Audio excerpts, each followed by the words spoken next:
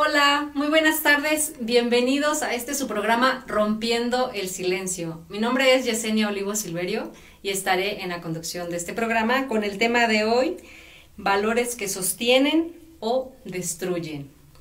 Gracias a Cadena Política, a Cadena Radio por este espacio, mil gracias a los especialistas que se están sumando a este proyecto, gracias por creer en él. Y les comento que en el programa anterior tuvimos a dos invitadas.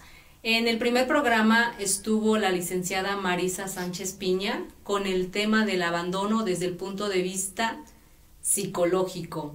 Y también tuvimos a la licenciada en Derecho Montserrat López Medina desde el tema legal o jurídico. Cada una de ellas dio su opinión acerca de estos puntos y también nos comentaron cuáles son las instituciones a las que se debe acudir si se sufre de este tipo de violencia. Recordemos que este programa tiene el objetivo de informar y prevenir con diferentes tópicos que son de interés social. Por supuesto, van a ir desarrollados de la mano con diferentes especialistas en cada una de sus disciplinas. Y también recordemos que los tópicos se están tomando del libro que escribí que se llama Inocencia efímera en silencio, el cual nos va a narrar la vida de Jenny, que es una niña sobreviviente de abuso sexual infantil. Ella en este libro nos va a contar cómo fue su día a día y cómo uno de ellos cambió su vida para siempre, y a partir de ahí ella empieza a presentar diferentes patologías. Bueno, pues nuevamente bienvenidos, muchas gracias. Vamos a dar la bienvenida a una especialista, a una mujer increíble, a una mujer perseverante, a una mujer que es excepcional. La verdad es que su trayectoria profesional es increíble y muy interesante. Con ustedes, la doctora Brenda Berenice Hernando Soto. Tiene su doctorado en Humanidades y es egresada por la Universidad Autónoma de México. También tiene una maestría en Humanidades Ética, durante la cual cursó una estancia en la Universidad Complutense de Madrid. En este mismo posgrado obtuvo la presea Ignacio Manuel Altamirano Basilio por obtener el mejor promedio. ¡Wow! Y también es licenciada en Filosofía por la UAM y tiene también una licenciatura en Ejecución Musical por la Escuela de Bellas Artes de Toluca. Laboró en la Comisión de Derechos Humanos del Estado de México como auxiliar jurídico y actualmente imparte las materias de Filosofía, Lógica y Laboratorio de Investigación a nivel bachillerato. Y también sus áreas de investigación son ética, bioética, budismo tibetano y filosofía zen. Doctora, es un placer tenerla aquí. Gracias por su tiempo. Me siento muy honrada de tenerla. Bienvenida. Muchas gracias. Yo estoy muy contenta, por supuesto que agradezco el espacio, estoy emocionada porque me parece que cada vez se va abriendo más esta oportunidad de poder ver desde diferentes perspectivas un asunto que al final nos concierne, a todos como sociedad. Por supuesto, muchas gracias. Y pues bueno, en este tema vamos a hablar sobre los ejes conductuales y pues a grandes rasgos los valores éticos y morales. Pero antes de eso, me gustaría saber cuál es su trayectoria. Cuéntenos un poquito acerca de usted para que la conozcan, por favor. Sí, claro. Bueno, como ya pudieron escuchar, yo tengo el posgrado en Humanidades en el área de ética. La Universidad del Estado de México maneja diferentes posgrados en Humanidades. Hay filosofía contemporánea, literatura, estudios históricos y esta ética justamente en la que yo me especialicé. Y yo quiero comentarles algo muy curioso. Cuando yo estaba en primer semestre de la facultad, una maestra que nos daba investigación nos comentó que tenía su posgrado en ética y yo en ese momento dije, yo jamás haría un posgrado en ética, ¿no? Y ya hacia el final de la carrera ya había elegido yo a mi asesor de tesis, una persona extraordinaria, tanto humanamente como en conocimiento, el doctor Rubén Mendoza, y yo le dije, bueno, yo quiero que usted me asesore, por favor, yo tengo este interés. En ese entonces yo quería trabajar psicoanálisis, y me dijo, a ver, tenemos a Erich Fromm y a Freud, ¿no? Como estos dos exponentes que puedes trabajar. Entonces me dijo, lee esto y esto de cada uno y me dices a dónde te quieres dirigir. Entonces yo leí a Erich Fromm, me gustó bastante y dije, yo quiero trabajarlo a él. Y al final trabajé ética porque la pude ver desde su sentido originario. Y yo me enamoré de eso, después derivó a mi línea de investigación actual, que es budismo tibetano y filosofía zen. Entonces, bueno, yo estoy enamorada de lo que hago, de enseñarlo, de compartir en estos espacios todo eso. Y bueno, yo un poco de lo que quiero compartirles hoy es esa perspectiva de ética que no es la común que se tiene en la sociedad. Qué padre.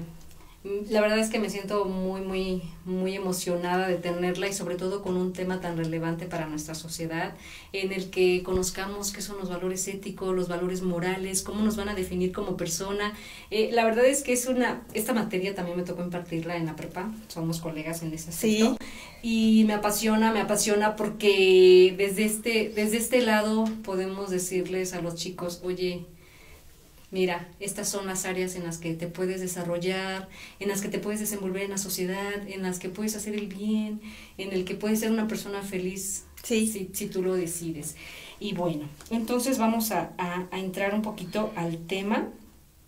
Y pues bueno, ¿qué se supone que tengo que hacer para estar bien con la sociedad? ¿Qué es lo bueno y qué es lo malo? Sí, es tremendo y da para toda una vida, ¿no? Entonces vamos a ver qué podemos aportar ahorita con eso. Esta distinción de lo bueno y lo malo es totalmente... yo creo que hacia donde nos dirigimos cuando pensamos en ética, ¿no? Entonces, a ver, quiero comenzar diciendo que ética sabemos que es aquello que nos remite al hogar, ¿no? Uh-huh. En su origen y en su raíz griega quiere decir es el hogar, y el hogar es donde tenemos bienestar. Entonces lo dijiste tú muy bien ahorita, ¿no? Hay que procurar el bienestar personal y si uno está bien en un sentido emocional, psicológico y espiritual, lo que está a mi alrededor va a estar bien también, ¿no? Bien. Uh-huh. Sí, entonces bueno, es procurarse. Y en la distinción de lo bueno y lo malo, yo justo trabajé este punto en posgrado de maestría. Y llegué a una conclusión que tal vez al escucharla les parezca un poquito controversial, pero no manejo como tal lo bueno y lo malo, porque al dividir el mundo y las acciones que tomamos todo el tiempo en buenas y malas, yo creo que se nos puede escapar mucho. Entonces, no creo que como tal haya bueno o malo, creo que depende de la perspectiva. Yo sé lo que pueden estar pensando, no hay cosas que no le deseamos a nadie, hay cosas que no queremos nunca experimentar, pero yo creo que podemos trascender esa barrera y enfocarnos más en la mejor acción de acuerdo a la circunstancia que se está viviendo y sobre todo la intención que se tiene al actuar o no actuar de cierta manera. De cierta manera. Oiga, entonces aquí... ¿cómo entra la ética y cómo entran los valores morales? Claro, bueno, la ética, repito, ¿no? Buscar el mayor bien para mí mismo, ¿no? Y en ese caso extenderlo hacia los demás, que se extiende, ¿no? Aunque uno no sea consciente de que se va a extender, lo hace un niño que es feliz en casa, es feliz afuera jugando con los vecinos y es feliz en la escuela, ¿no? Más allá de que pueda haber algún problema, pero sabrá manejarlo. Entonces, bueno, ¿de dónde surgen los valores morales? Entonces, obedecen también al mayor bienestar, ¿no? Sabemos que vivimos en sociedad, que somos justamente seres sociales, que es nuestro modo de vida y de supervivencia. Entonces, la convivencia más sana que podamos tener es de donde podamos sacar mejor provecho, no en un sentido monetario, pero sí espiritual y emocional, ¿no? Porque esto no es una base. El bienestar emocional es donde puede construirse todo lo demás. Entonces, bueno, yo sé que cuando hablamos de ética y moral nos remitimos a nuestras clases ¿no? Que llevamos desde primaria y llevamos civismo y yo tenía esa visión, ¿no? Insisto. Entonces yo decía, bueno, esto es correcto, esto no es correcto. Valores, ¿qué puedo tener? Responsabilidad, ¿no? Puntualidad, todo esto que le otorgo a mi sociedad. Pero vamos a tomarlo de un modo más amplio. ¿Cómo lo tomo de un modo más amplio? Siendo una persona que puede ver el día a día como ese instante constante y decir, bueno, yo estoy viviendo en una familia, por ejemplo, que me enseñan, sin decírmelo como tal, que el respeto es importante, que no debo traspasar el límite del otro, que en la medida de lo posible intentar la felicidad de mis familiares e incluso de mis amigos es una responsabilidad compartida, ¿no? Un valor es aquello que hace que todo funcione mejor en 3 ejes al menos, ¿no? Emocional, espiritual y funcional de acuerdo a cómo se maneje la sociedad, ¿no? Que pueda ser, más bien, no importando las costumbres a las cuales uno esté atenido dependiendo del país a donde vive, por ejemplo. Ok, ¿y qué sucede si alguna persona no es feliz en estos 3 ejes que usted menciona? Sí, claro, entonces hay desequilibrio, ¿no? Y ahí viene el problema. Estoy pensando ahora que mencioné esto de las costumbres. Nosotros sabemos las costumbres de México, ¿no? Sabemos nuestra cultura, la conocemos, al menos de la región en la cual vivimos. Y entonces pensemos, por ejemplo, en los países de Oriente, en donde la mujer sufre una represión muy grande, ¿no? Y dice, bueno, ¿podría ser alguien feliz ahí? ¿Sentiría que justamente está reprimida o no? Entonces, bueno, ahí podría uno decir que el nivel de conciencia es importante, ¿no? Porque si tú no eres consciente de que eso podría llamarse represión, ¿podría ser feliz ahí? ¿No? Es algo controversial. Y bueno, entonces, ¿qué sucede cuando se me rompe alguno de estos ejes? A mí me parece que se entra en una crisis, porque cuando nos sentimos desbalanceados, se entra en una crisis, y yo invito a ver a la crisis siempre como una posibilidad de crecimiento, porque la crisis crea conciencia. Yo tengo un dolor muy grande, ¿no? Y entonces experimento tal vez algo que nunca me había pasado en la vida. Pensemos en un niño pequeño que pierde a su mascota y es su primera pérdida, ¿no? Nunca le había pasado porque tiene 5 años, vive en una buena familia, se le dota de lo necesario, pero sufre una pérdida y por primera vez en su vida se enfrenta a eso. Claro que hay una ruptura, ¿no? Momentánea al menos, y hay un desequilibrio, entonces lo emocional y lo psicológico entra en un lugar en donde no había estado y hay una crisis. Sí, siente que perdió ese ser valioso para él. Claro, ¿no? Porque ya había querido y además se enfrenta, digamos, cara a cara con la muerte que no tiene vuelta atrás. Entonces, sí, bueno. Algo irreversible. Sí, claro, entonces entra en una crisis y entonces, ¿qué es lo importante en la crisis y en esta ruptura? ¿De dónde me voy a agarrar para salir? Porque además voy a salir distinto, ¿no? Y entonces hay crecimiento y otra vez hay crecimiento espiritual, hay crecimiento emocional, ¿no? Derivado de la crisis. Entonces, ¿qué hay con una ruptura? Saber cómo manejarla, hacia dónde va dirigido y cómo voy a estar después de ello. Que eso es lo importante, porque que no surja un estancamiento, que eso no me marque de manera negativa durante mi vida. Ok.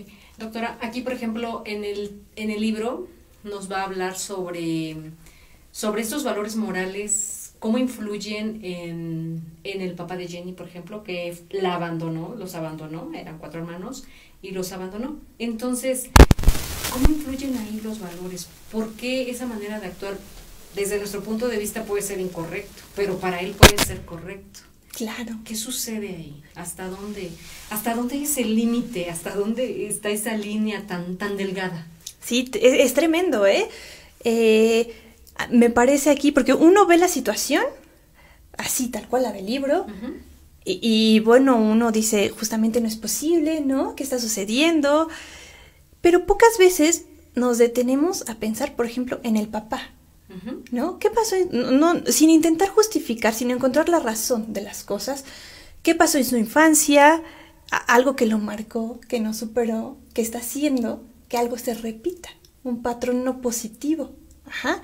Entonces, y así podríamos ir atrás porque pasó en su infancia y qué pasó en la de sus padres y qué pasó en la de sus abuelos y cómo nos sigue afectando eso, ¿no? Hasta que llega Jenny y ¡pum! Vuelve a explotar, ¿no? Entonces, bueno, a ver, ¿qué pasa con los valores? Bueno, con un abandono, ¿qué valor podríamos decir se tiene, ¿no? Que se puede rescatar algo de ahí. O a lo mejor pensemos que el papá dijo, yo me voy porque tal vez hago más daño aquí, no lo sé, aunque pueda sonar muy crudo. Ajá, entonces, como intentar ver esas perspectivas sin justificarlas, sino encontrando un motivo, porque esta es otra de las conclusiones a las que yo llegué. Absolutamente todo tiene un motivo, independientemente de que lo conozcamos o no. Sí, y esto va a influir de la educación que le hayan dado, porque quizás si la educación que le dieron fue, oye, no, el matrimonio es para siempre. El matrimonio es para siempre y debes de cuidar a tu familia. Pero él pues está repitiendo un comportamiento que no vio en su familia. ¿Ahí qué sucede? Sí, ¿qué sucede? Pues, ¿cómo da uno algo que no tiene? ¿No? Emocionalmente, por ejemplo. Es muy curioso porque yo pienso, la verdad es que me siento muy afortunada por la familia que tengo y por cómo fue mi infancia.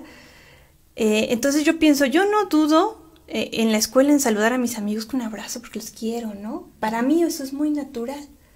Para mí el estar ahí como apoyo incondicional es lo natural. Ajá.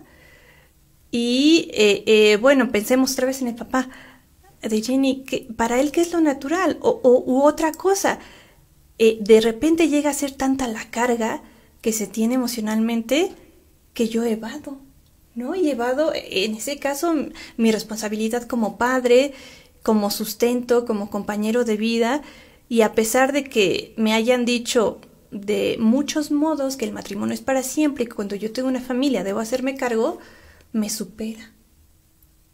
Ajá, me supera aquello que me rompió en algún momento de mi vida y entonces escapo. Ok. Y, por ejemplo, ahí cómo entran los valores de acuerdo con las personas que acosaron a Jenny. Es tremendo, porque, a ver, pensemos en un ser humano que es capaz de hacer ese tipo de abuso. Uno primero diría, no tiene ningún valor moral. ¿Qué sucede ahí? ¿O no hay ética o qué? ¿No? Entonces, como primer punto quiero decir que no hay un ser humano que no tenga ética, porque el etos proviene justamente del ser humano. Ajá. Si no hay ser humano, no hay ética, y tampoco hay un ser humano sin ética, pero esa ética no está definida. Ajá.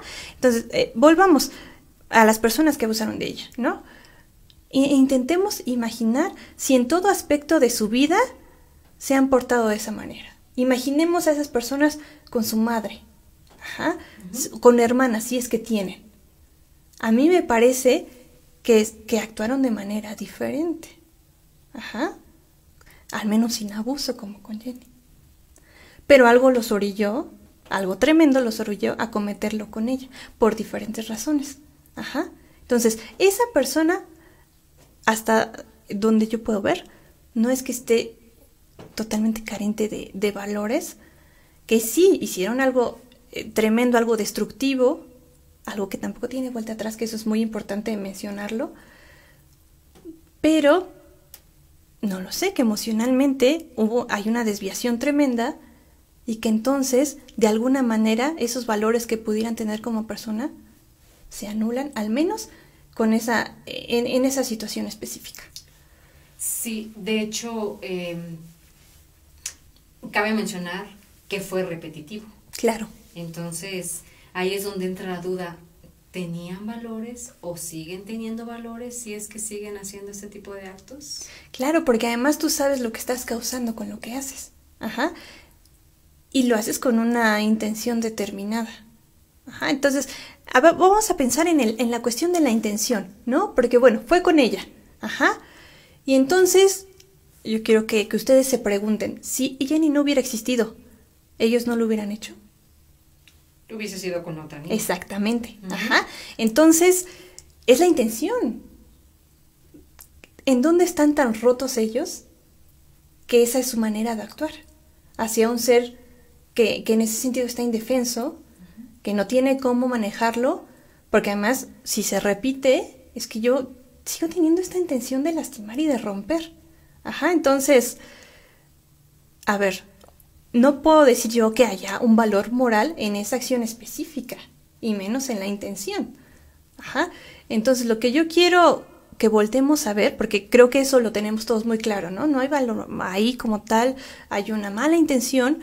Entonces, quiero que pensemos, ¿qué pasa en los otros aspectos de su vida en donde algo... A ver, por ejemplo, en ese ser humano, en ellos, ¿está una idea y una acción de amor hacia algún otro ser humano?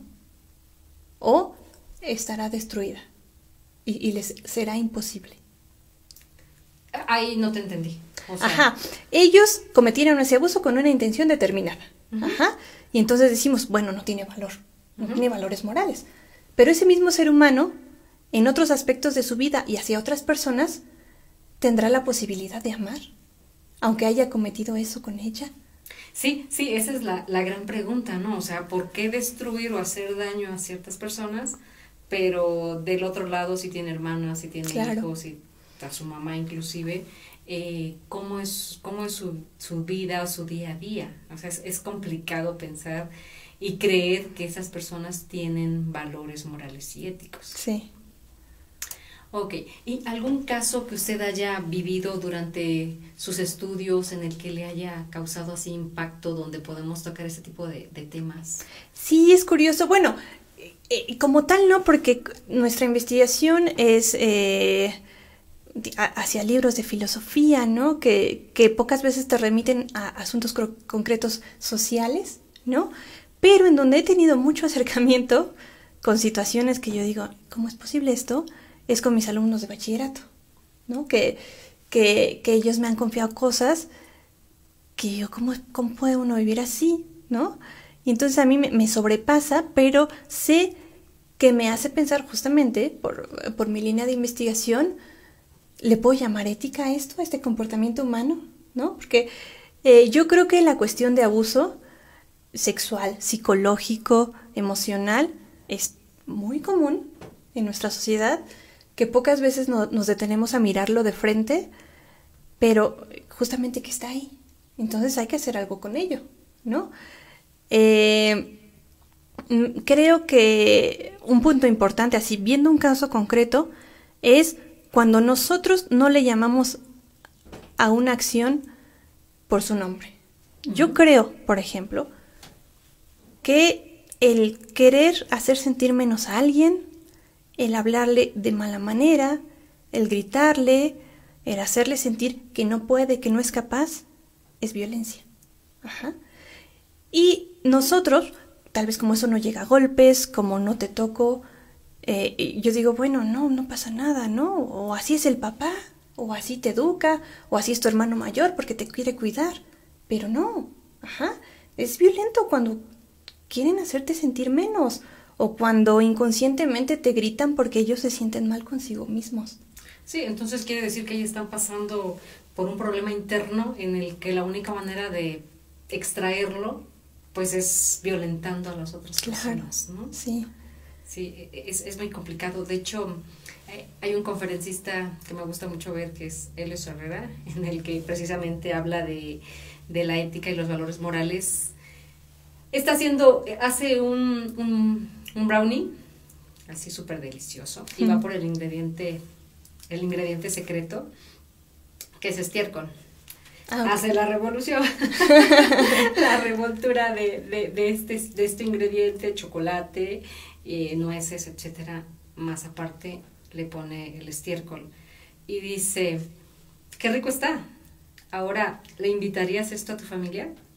Y me hace, cuando lo vi, la verdad es que me reí mucho porque pues a veces no dimensionamos las cosas, a veces creemos que el estar escalando, el pisotear a las otras personas para estar arriba es normal, pero lo que no es normal es que la estás pisoteando y aparte de ese fruto por haber pisoteado a esas personas, llegas con ese dinero y le dices a tu familia, aquí está el fruto de mi trabajo. Pero regresando al tema de Helios, en el que dice, es popó, o sea, es popó lo que le estás dando a tu familia. ¿se lo darías? ¿Quieres un pedacito de brownie? Y te quedas, ay no. Entonces sí te hace pensar en eso cuando hacemos las cosas mal. Pero ¿desde qué punto de vista? Porque lo que comentábamos, para ti puede estar bien, porque estás acostumbrado a esos actos, pero para mí no. Entonces esos valores morales vienen desde la casa, cómo te educan, oye hijo, haz esto, no lo hagas, ahí cómo vamos definiendo todo esto. Claro, y es bastante importante. Yo creo que hay distintos aspectos aquí que resaltar, pero el primero a mí me parece que es el nivel de conciencia que logramos alcanzar. Ajá, porque es verdad que a todos nos criaron de determinada manera, ¿no? Tuvimos una familia que nos inculcó ciertas cosas, un modo de vida, ajá, un estilo del día a día.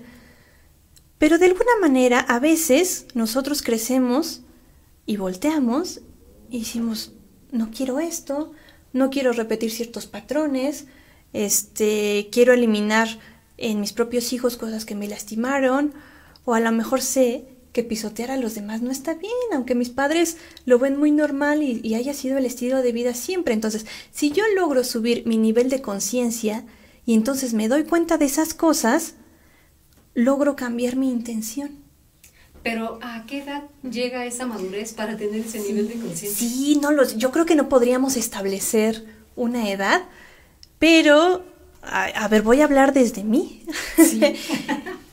Cuando yo me di cuenta que no quería repetir cosas o que debía trabajar en mí para estar mejor, yo tenía unos 19 años, ¿no? Cuando comencé a visualizar y me di cuenta, dije, a ver, bueno, aquí yo creo que me toca a mí hacerlo un poco diferente, me toca crecer, me toca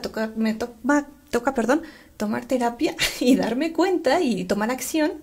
Entonces tenía yo 19, luego a los 20 como que desperté un poco más y ahora creo que he logrado alcanzar un nivel que me permite ver afuera, pero sobre todo verme a mí, adentro, para saber cómo puedo mejorar. Ajá. Entonces yo creo que la adolescencia es importante, porque uno sabe, ¿no? Que se revela el adolescente y que ya no quiere seguir eso, no quiere seguir las reglas, algo totalmente distinto. Yo creo que ahí hay una posibilidad de apertura, pero que se madura obviamente, ¿no? A mí me tocó como a los 20 y que dices, bueno, no es que justo quiera hacer lo contrario, sino para mí hay otra posibilidad y yo creo que de ahí puede irse ampliando, pero también creo que es muy importante mencionar que no hay una edad a la que digas que ya no se puede. Sí, ya no. Yo creo que va a depender de cada persona, ¿no? Sí. El nivel de madurez, porque precisamente cuando entras a trabajar, te dicen, ¿ya tienes 18 años? ¿Ya tienes Sí. ese nivel de conciencia para trabajar? Y siempre he dicho que la edad no está peleada con la responsabilidad. Entonces, si tú traes ese nivel en el que quieras hacer las cosas, no es necesario que tengas 18 años para que hagas las cosas bien. Ese es desde mi punto de vista lo que le decía a mis alumnos. No es necesario que tengas o que ya seas una persona adulta, porque ya ahorita puedes tener 60 años y tu nivel de conciencia puede ser de un niño. Sí. Sí, que todavía no genera ese nivel de conciencia. Entonces, sí es importante ahí mencionar que depende de cada persona cómo quiere hacer las cosas. Claro, sí, porque bueno, a veces pues las circunstancias de vida te orillan, ¿no? Y a veces tienes que trabajar siendo niño porque no hay más, no tienes opción en ese momento. Ajá. Y a veces, bueno, yo conozco una persona que no, tiene ya 60 y tantos años y nunca ha trabajado, ¿no? Uh-huh. Entonces no se ha enfrentado a esas situaciones porque no ha tenido que hacerlo. Ajá. Pero claro que entre más sea aquello a lo cual te tienes que enfrentar y que tienes que resolver, pues te vas a volver más hábil de muchas maneras, porque no hay otra. Ajá. Y en cuanto al nivel de conciencia, a mí más que situaciones de trabajo, me parece que son situaciones que tienen que ver directamente con el espíritu y con lo cual también están ligadas las emociones, por supuesto. Surge algo en ti que te hace cambiar la perspectiva. Es como si estuvieras viendo justamente un libro, ¿no? Y tú ves la portada. Y toda la vida has visto la portada. Y estás bien viendo la portada. Y de repente hay algo que voltea el libro o que lo abre. Y dices, mira, si aquí hay muchas cosas, si puedo aprender, puedo saber más de la historia, etcétera, ya se amplió ahí tu nivel de conciencia, ¿sí? No ves ya solo la portada, sí, y no sabes lo mucho que puedes crecer leyéndolo. Ya te estás abriendo a esa oportunidad, sí, de encontrar algo diferente.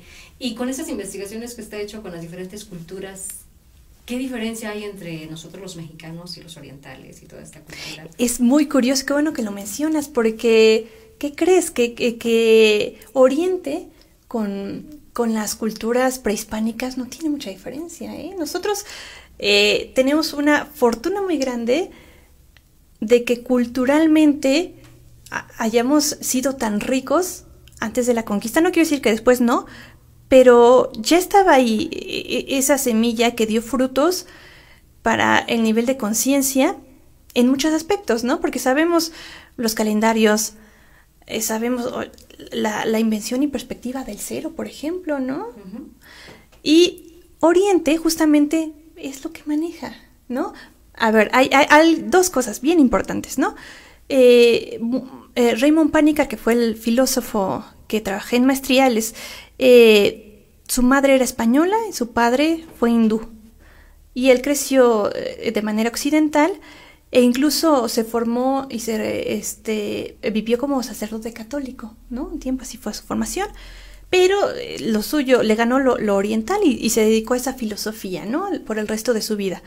Entonces, Occidente como tal, pensemos en Estados Unidos, por ejemplo, o en países europeos que están totalmente entregados al capitalismo, usa la técnica, ¿no? Para ellos lo importante es producir, tener estos edificios impresionantes, mucho dinero, ¿no? Tenemos ya esa visión. Y entonces, del otro lado, Oriente tiene la contemplación. No me interesa la técnica, no me interesa tener un montón. Yo necesito alimentar mi espíritu, alimentar mi ser, estar tranquilo, en mi eje, en paz, y entonces eso lo voy a extender, porque además soy parte de la naturaleza y mi semejante es mi responsabilidad, etc. Y en eso, justo en ese punto de contemplación y de crecimiento espiritual, es donde México prehispánico está totalmente fuerte. Total. Sí, de hecho, leía sobre esta cultura oriental en el que para ellos lo importante es el bien común, sí, no es el bien individual. Y yo creo que nuestros ancestros de esa manera también se puede decir que trabajaban en equipo para tener ese bien común, no ese bien individual. Qué interesante. Y sobre la cultura Zen o... ¿Sí sería cultura? Sí. Uh-huh. Sí, que bueno, filosofía Zen es lo que yo manejo. Uh-huh. Exactamente, ¿no? A ver, ¿qué es lo importante de mí? ¿Qué quiero descubrir? Ahondar en mi interior. Porque podríamos tener una idea de la filosofía que también se maneja. Bueno, descubre el mundo, pregúntate por todo, pregúntate la razón de eso, cuestiona a la ciencia occidental, etcétera. Y sí, pero la filosofía Zen va hacia adentro. Ajá. Y puede ser mucho más complicado, ¿no? Porque tú necesitas saber qué hay en ti que te hace ser de cierta manera, qué tanto nivel de conciencia tienes en ese momento, hacerte cargo de tus emociones, hacerte cargo de, algunos psicoanalistas llaman ese lado oscuro que tienes que descubrir para trascender. Entonces, ¿qué busca la filosofía Zen? Estar en equilibrio, no precisamente que haya división de lo bueno y lo malo, sino aceptar las circunstancias de la vida y poderlas afrontar de un modo tranquilo hasta donde se pueda, para poder tomar una mejor decisión en todas las circunstancias. Y también que mi intención de todos los días sea fluir en este espacio llamado universo con quien me toque convivir y tomar en cuenta que cada acción que yo tomo no impacta nada más a la persona con la que yo estoy hablando, se va hasta quién sabe dónde. Ser consciente de eso. Sí, claro, de hecho pues tenemos ese libre albedrío de tomar cada quien nuestras decisiones y como se los he dicho a mis hijos, cada acción que tú tengas va a tener una reacción, sí, negativa o positiva. Entonces va a depender de ti qué es lo que quieras. Así es que antes de hacer algo, piensa muy bien cuáles pueden ser las consecuencias. Porque tú solito, a veces culpamos a los demás, ¿no? Decimos, oye, es que él tuvo la culpa por esto y esto. Pero pues ya nosotros somos conscientes, tenemos un nivel en el que pues sabemos elegir. Desde chiquitos tenemos que empezar a aprender a elegir, y si lo hacemos, por eso era la pregunta al principio, ¿cuándo sabemos si está bien o está mal lo que estamos haciendo? Sí, yo creo que es importante, bueno, le digo a mis alumnos, no escapamos de la decisión, quieras o no, como ser humano dotado de cierto nivel de conciencia, vas a decidir todo el tiempo. Y bueno, justo no hay escape para eso, pero yo creo que también es conveniente, porque a veces nos angustia, ¿no? Dice, bueno, Dios mío, tengo que elegir y puede haber consecuencias que no me gusten. Por eso yo creo que es conveniente no pensar tanto en lo bueno y lo malo. Entonces, voy a ser muy puntual. Yo me acuerdo que un amigo me dijo una vez, ¿sabes qué? Hay dos cosas que siempre van a estar mal, no importa la circunstancia, no importa el contexto. Me dijo, robar y mentir siempre va a estar mal. Entonces yo me quedé pensando y dije, a ver, aquí hay algo, no me convence esto. Entonces ya después dije, ya sé que es lo más importante en cualquier circunstancia, es la intención. Entonces, bueno, a ver, pensemos en la mentira. Tal vez yo le estoy organizando a alguien que amo una fiesta sorpresa de cumpleaños y entonces sí le miento. O sea, yo no le voy a decir que le estoy organizando la fiesta de cumpleaños y si me pregunta, yo no sé. Entonces, si le estoy mintiendo, la verdad le estoy mintiendo. ¿Cuál es mi intención? Que se sorprenda y que esté feliz cuando vea su fiesta de cumpleaños. Entonces, ahí está. Por eso no creo que sea tan conveniente ver esta división tajante de lo bueno y lo malo. ¿Qué estoy haciendo? ¿A dónde quiero llegar yo con la decisión que estoy tomando? Y si al final lastimo a alguien, aunque esa no haya sido mi intención, pues bueno, son consecuencias que pasan, ¿no? Y no atormentarme por esas cosas, sino actuar con responsabilidad y con la mayor conciencia posible.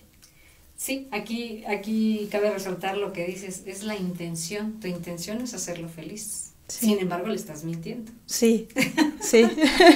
Sí, es este asunto. Entonces, a ver, yo les invito porque ojalá que lo que yo estoy diciendo les dé cosas que pensar, es mi intención, la verdad. Pero al final, cada uno de ustedes va a descubrir, va a llegar a una conclusión que no tiene por qué coincidir con la mía.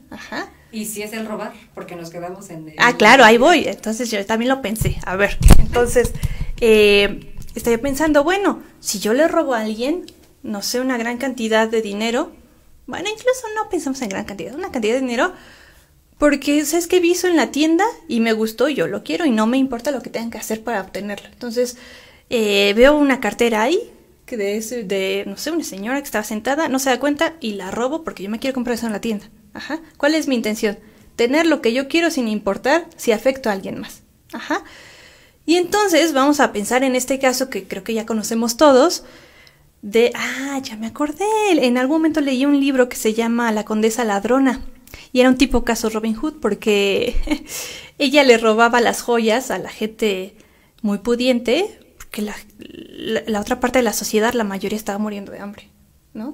Entonces este caso ya lo conocemos todos, y bueno, ¿cuál es la intención? Óyeme, yo sí voy a entrar a tu casa y te voy a robar tu collar de perlas porque además tienes 10 y no me importa porque la gente allá afuera no tiene que comer. No tiene que comer. Entonces, es muy distinto, totalmente. Sí, la intención es otra, también apoyar a las demás personas que no tienen esa posibilidad de tener ese bien o simplemente para comer. Sí, que es una necesidad fundamental. Doctora, ¿qué creen? Ya se nos acabó el tiempo. Ok. ¿Con qué me gustaría cerrar? Me gustaría cerrar con que no nos quedemos nunca con aquello que nos marca la institución, porque institución llamada escuela, iglesia, etcétera, puede ser muy determinante. Entonces yo sé que cada uno de nosotros puede ampliar su nivel de conciencia y ver más allá de lo que cualquier otro haya visto, ¿no? Que la conclusión va a ser personal y que no podemos escapar de la libertad, no tenemos por qué, y que pensemos siempre en la intención que tenemos al tomar estas decisiones importantes. Perfecto. Agradezco nuevamente su tiempo por venir, por tomarse pues ese tiempo para estar aquí, para inyectarnos con su conocimiento. En verdad, muchas gracias. Al contrario, yo muy contenta, estoy fascinada, y pues bueno, yo con todo gusto estoy acá. Gracias, la estaremos llamando próximamente. Por supuesto, yo vengo. Bueno, gracias a todos por estar en este programa. Recordemos que cada uno de los tópicos serán desarrollados con diferentes especialistas. Nuevamente, gracias a Cadena Radio, a Cadena Política. Sigan mis redes sociales, por favor, Yesenia Olivos en Facebook y yesenia.olivos en Instagram. Nos vemos todos los miércoles a las 5 de la tarde. Buenas tardes y saludos a todos.